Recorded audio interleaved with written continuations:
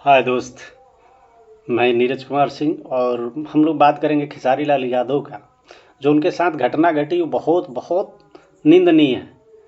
वो उस बंदे से जाकर पूछो, ठीक है, आके एक कहावत कही गई है कि घर से भले 4 दिन मत खाओ लेकिन घर से बाहर निकलो तो हंसते हुए निकलो। रोगे तो और दुनिया मजा लेगी, कोई आपको सपोर्ट करने वाला नहीं है।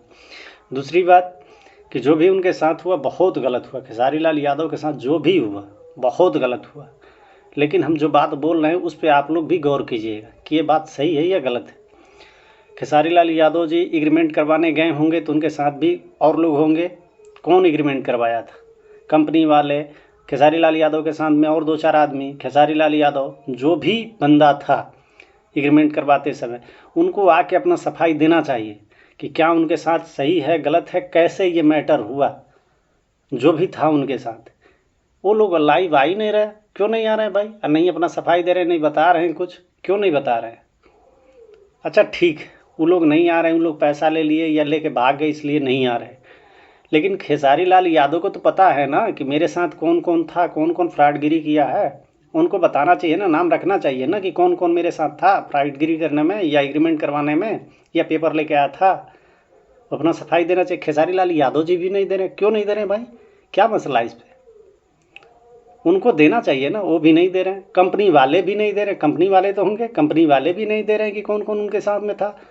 खेसारी लाल यादव के साथ, अरे खेसारी लाल यादव के साथ में 2-4 आदमी होंगे ना जी, वो भी नहीं दे रहे हैं। क्यों नहीं दे रहे हैं भाई? लाइव आके बोलना चाहिए ना। हम सब एक दूसरे पर आरोप प्रत्यारोप लगा रहे हैं, क्यों लगा रहे हैं भाई? हम लोग को वीडियो नहीं बनाना चाहिए, सच बता रहे हैं।